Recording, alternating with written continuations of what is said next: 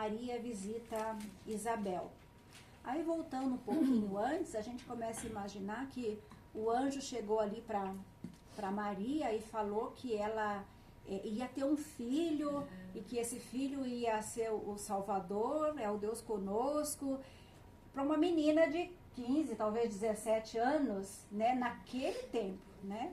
Se hoje uma menina de 16, 17 anos fica grávida numa família tradicional, já é um rebuliço para a família. Em alguns contextos, não, nem tanto mais, né? Mas nas famílias tradicionais, e que tem alguns, principalmente a nossa família, que tem os princípios da palavra, e é conflituante. Aí eu fiquei pensando, essa menina com essa mensagem do anjo, e ela falou, como é que eu vou falar isso para minha mãe agora? Será que ela vai acreditar nessa história? Como é que eu vou levar isso, né? Não está registrado aqui, mas ela era humana como a gente. Então, certamente ela ficou muito intrigada.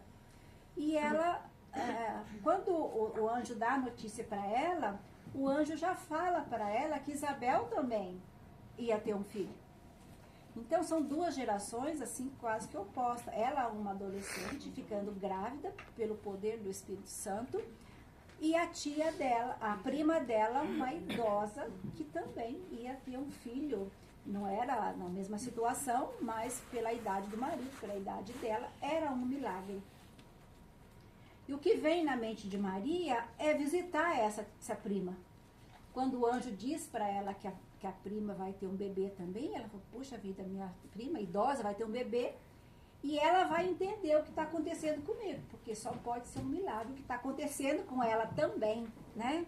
Então, duas grávidas de gerações diferentes, mas Maria sabia que ela ia encontrar ali apoio, acolhimento e a presença do Espírito Santo. Então, o Espírito Santo conectando pessoas no mesmo propósito. Pessoas que estavam sendo usadas por Deus para um propósito divino. E aí fala assim, naqueles dias, dispondo-se Maria, foi apressadamente à região montanhosa a uma cidade de Judá. Entrou na casa de Zacarias e saudou Isabel. Nesse primeiro momento aqui, a gente vai aprendendo algumas experiências que Maria teve quando ela chegou à casa de Isabel. Ali ela sabia que ela ia ter uma comunhão verdadeira. Ela ia ser acolhida sem julgamentos. Por conta da fé que as duas tinham, por conta da conexão espiritual que elas tinham. Ela ia encontrar ali comunhão, ela ia encontrar confirmação daquilo que o anjo havia dito para ela, e ela ia vivenciar uma experiência de celebração. Foi uma visita com propósito. Ela foi onde ela sabia que ela ia ser acolhida, que ela ia ser amparada, a pessoa que ia atendê-la ia entender o que estava acontecendo com ela, o propósito de Deus que estava acontecendo com ela. E a gente aprende algumas coisas com isso. Quando nós temos situações de dúvidas, certamente Maria teve muita dúvida, muita insegurança, medo principalmente. Nós precisamos nos conectar com pessoas que têm a mesma fé que a gente. Porque a pessoa que tem a mesma fé, que tem o mesmo espírito que a gente, dentro, essa pessoa vai nos entender, sem nos julgar, vai nos acolher, vai nos amparar. Então, a primeira experiência que Maria teve ali foi uma comunhão verdadeira, por conta do espírito que estava dentro das duas. Então, esse espírito as conectou. E aí, ouvindo esta saudação de Maria, a criança ali estremeceu no ventre. Então, Isabel ficou possuída do Espírito Santo. Quando eu fiquei pensando, né, Maria chegando e planejando, como é que eu vou começar a contar para minha tia, minha prima, que eu tô grávida, tô com 16 anos, sou noiva e eu tô grávida. Eu imagino que a distância, eu fui pesquisar, uns falam que é 100 quilômetros, outros falam que é 80, e numa outra situação falaram 160. Eu falei, imagina que seja 80, pegar a distância mais perto, né? Mas caminhando.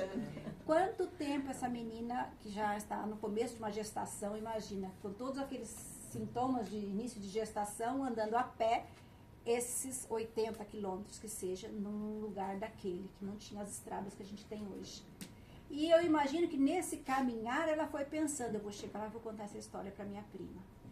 E olha só a conexão do Espírito Santo. Ela não precisou dizer nada quando ela chegou. Ela chegou, ela simplesmente cumprimentou Isabel e o Espírito Santo se incumbiu de fazer o resto.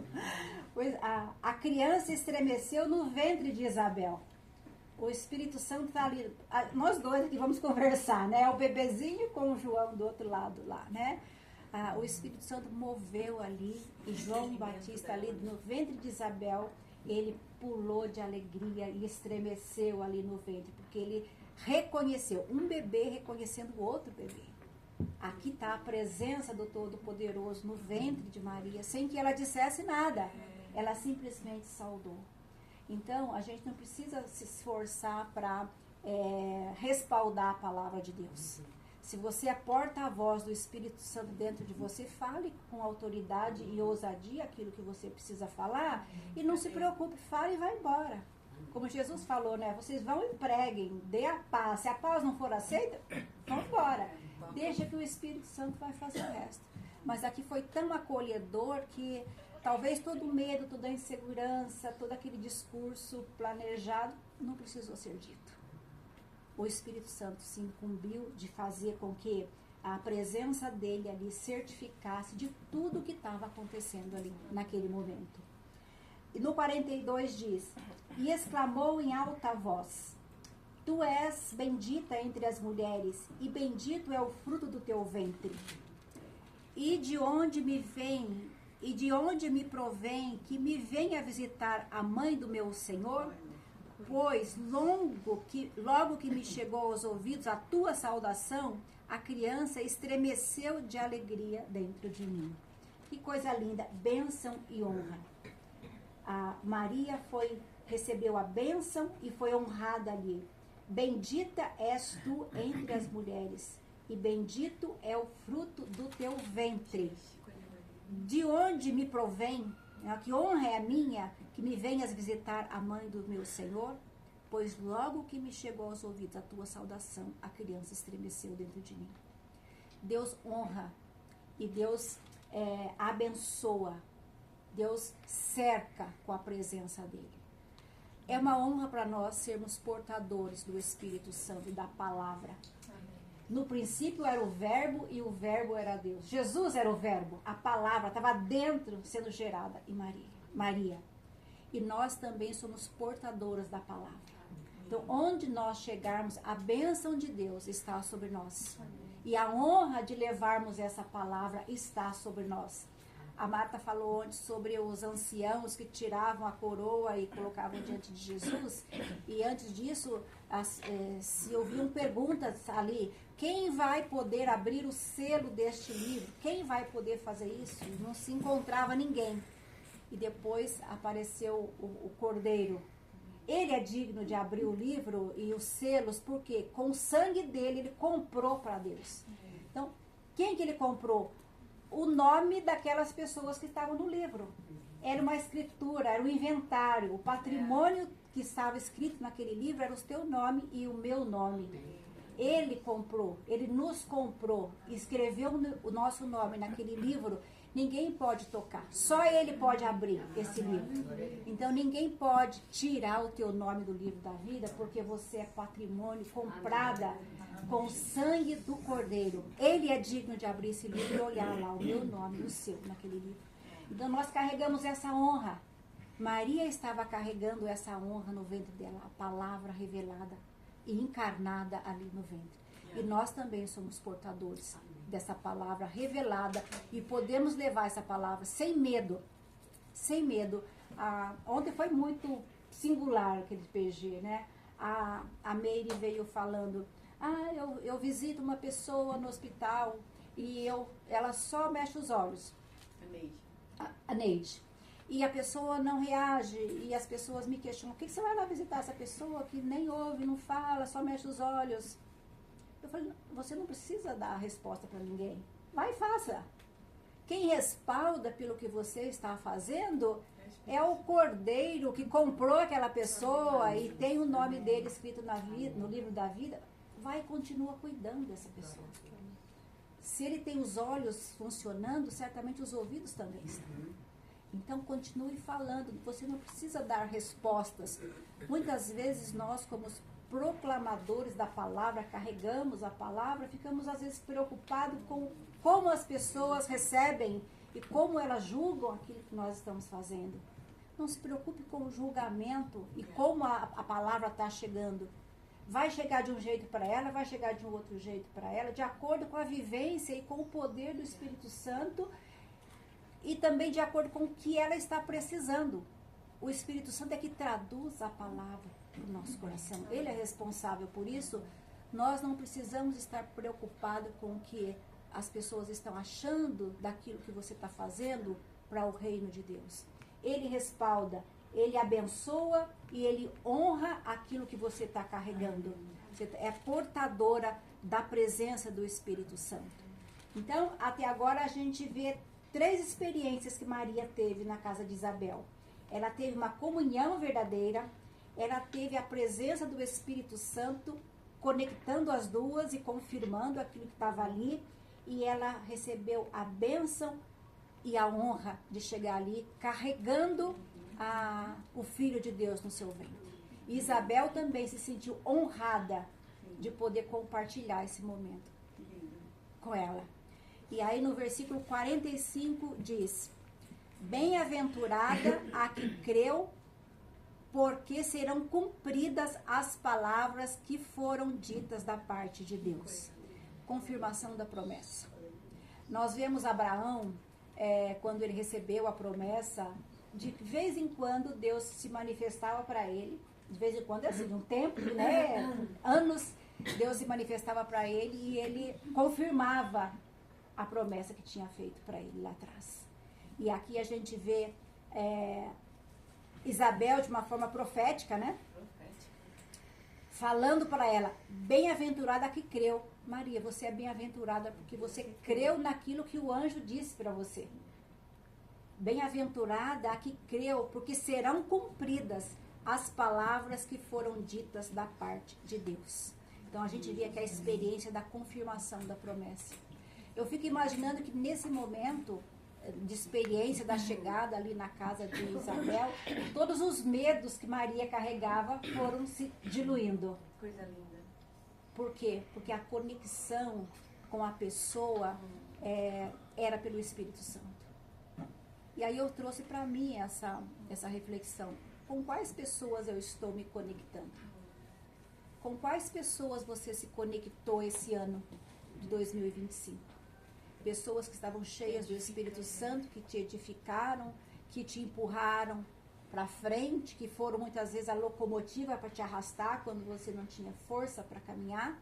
Pessoas que te elevaram, ou você se conectou com pessoas que, se você fala que tá ruim, ela fala assim, nossa, a minha tá pior. Porque tem isso, né? A dor da outra tem que ser, se você abre a boca para compartilhar uma dor, esperando ser acolhida, no fundo você sai de lá, você tem que acolher ainda o outro, porque o outro tá pior. Então, comece a observar do seu lado, quem são as pessoas com quem você está andando. E quem é você diante dessas pessoas? Você tem sido uma Isabel? Aquela que confirma profeticamente a promessa de Deus na vida do outro? Você é aquela que acolhe? Você é aquela que está cheia do Espírito Santo e quando tem algo ali que está gerando medo, insegurança, o Espírito Santo vem ali, abraça as duas e confirma, não, é isso mesmo. Vocês estão no caminho certo, eu vou respaldar. Não é agora, é no meu tempo, mas vai acontecer. Tinha aí 9 meses pela frente para Maria vivenciar. Então, não é para agora. Você vai ter que esperar 9 meses para você abraçar essa criança. Então, você ouviu a voz do anjo e você creu. Então, você é bendita, você é bem-aventurada. Bem-aventurada é acima de feliz. Você é muito mais que feliz. Você é uma pessoa... fugiu a palavra, especial, está em êxtase, né? Você é uma pessoa que está numa alegria extasiante, você é bem-aventurada, porque você é a mãe do meu Salvador. Você é bem-aventurada porque creu. Olha só, tudo isso é porque ela creu. E muitas vezes a gente recebe uma palavra e a gente sai daquele ambiente ainda com dúvida. João recebeu a palavra, Zacarias recebeu a palavra lá enquanto ele ministrava, por conta da idade dele, por conta da idade da Isabel, ele riu, ele achou até engraçado, né? O anjo deve estar contando uma piada. Pelo fato dele ter ouvido e não crido, ele perdeu a voz. Ficou o tempo todo sem voz. Então, muitas vezes a gente perde a voz porque não crê.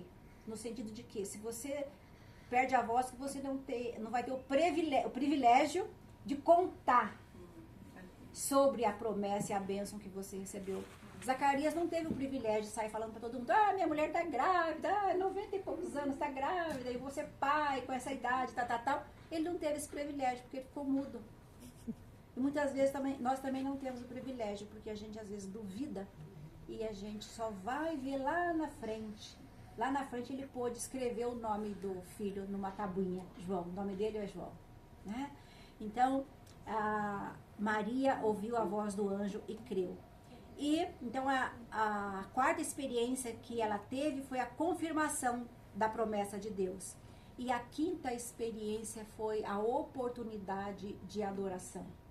Ali ela adorou. Ali o Espírito Santo deu um cântico poético. Não sei se ela já era meio assim inspirada, né? Era compositora, não sei. Eu sei que naquele momento ali ela foi cheia do Espírito Santo e ela começou a adorar.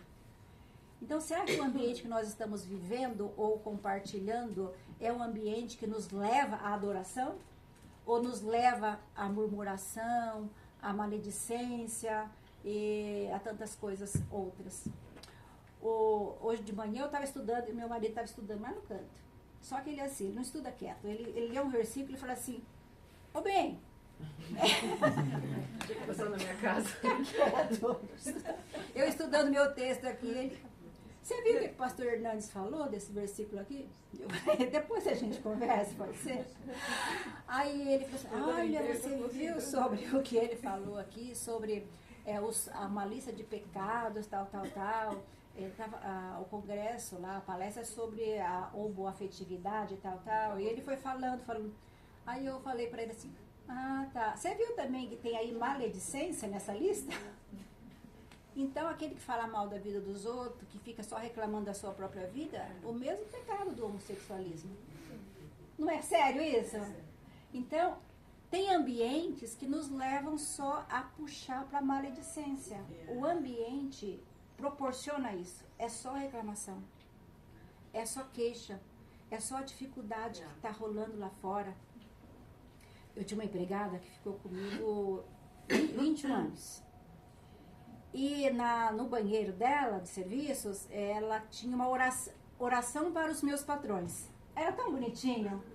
E ali ela colocou a oração, ela disse: todo dia que eu chego eu leio essa oração. Eu falei: nossa, é de Deus essa menina aqui. Ela ficou tanto tempo lá. E aí, às vezes, eu trabalhei com recursos humanos muitos anos. E eu ficava observando as conversas dos grupos, das pessoas, reclamando dos patrões. Falando mal do salário, amaldiçoando o ambiente, amaldiçoando o salário, que era miséria, que era pouco, que não dava para fazer nada. Eu falei: não dá mesmo, porque você já está profetizando que não vai dar, né? Então, que a gente possa encerrar esse ano e começar, 2026, procurando ambientes e pessoas que nos empurrem à adoração, que nos impulsione a reconhecer as grandezas do que Deus tem feito nessa terra e na nossa vida. Porque se a gente olha lá fora e fica de ouvidos para os noticiários, o que a gente pode... Por outro lado, a palavra de Deus fala que os olhos de Deus passeiam sobre a face da terra e a terra está cheia da sua glória. Gente, não é melhor olhar por esse ângulo? Uma criança que sorri, uma criança que nasce, um rio que corre serenamente, uma cachoeira que vem com força, é a manifestação da glória e da presença de Deus. Então a glória de Deus está enchendo essa terra, porque o Espírito Santo ainda está aqui. Vai chegar o momento que ele vai recolher a igreja e vai subir junto. Depois disso, a coisa aqui vai tornar, porque o Espírito Santo não estará mais aqui. Mas enquanto ele está, a glória de Deus permeia essa terra e há esperança. Então, tem guerra aqui, tem situação ali? Sim, tem. Mas e o nosso joelho? E a nossa voz pedindo para que o reino de Deus venha e estabeleça naquela situação? Né? Isso nos leva a glorificar a Deus, a exaltar a presença de Deus. Então, Maria encontra nessa visita uma oportunidade inspirada por Deus para glorificá-lo. E ela fala assim: a minha alma engrandece ao Senhor, e o meu espírito se alegrou em Deus, o meu Salvador, porque contemplou na humildade da sua serva, pois desde agora todas as gerações me considerarão bem-aventurada.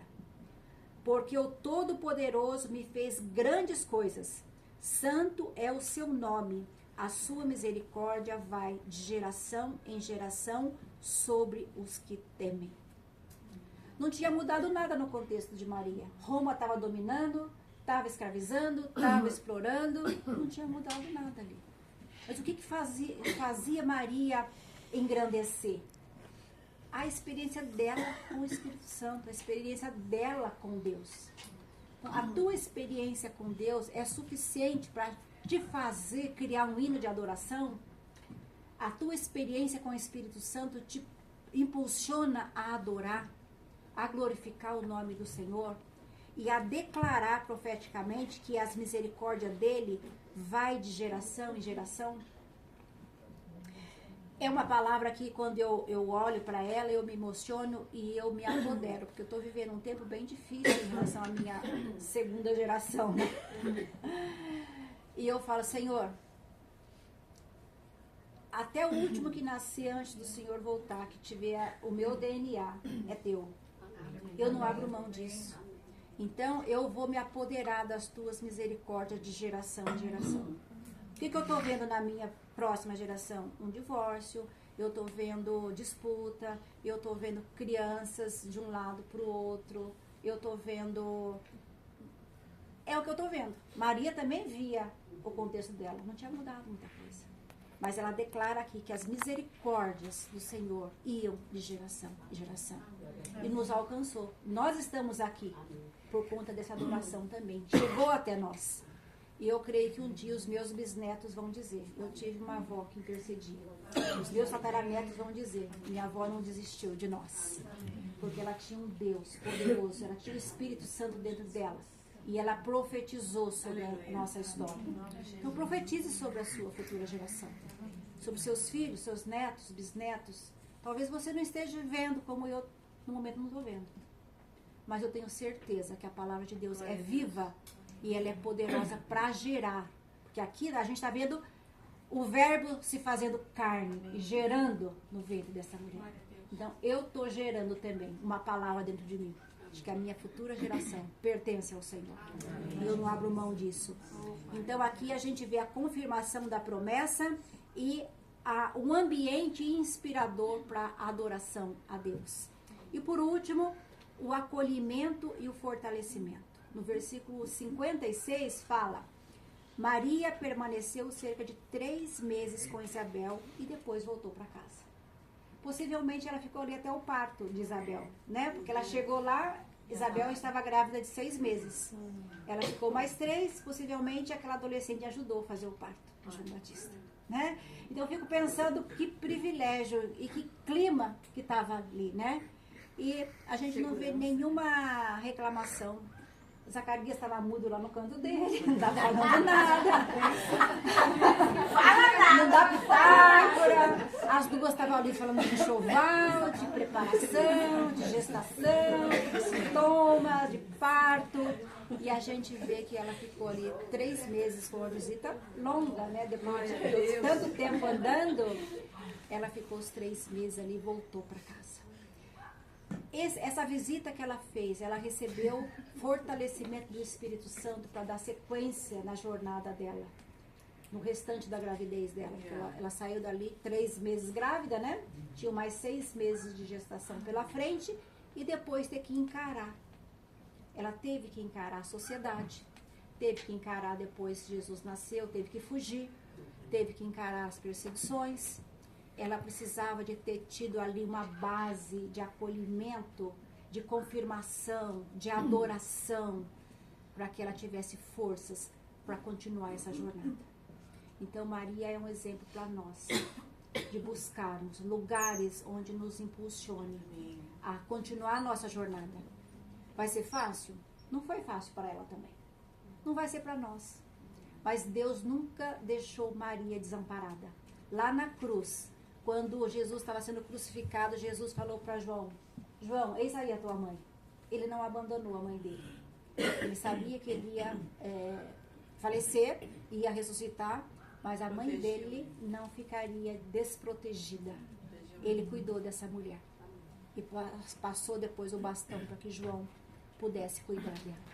Então a gente vê que o cuidado de Deus está sobre nós, em todo o tempo. Em todo o tempo. Então, que a gente possa trazer essa palavra para nós, para esse final de ano e também para os próximos anos ali. Procure pessoas que tenham o mesmo espírito que você. Você nunca estará sozinha. Você sempre está... A gente fala das enraizadas, né? Foi nosso tema. Conectadas à árvore, né? A sequoia que tem. A sequoia que tem. Todas as outras, vai entrelaçando. A árvore que ela colocou, que protege a outra.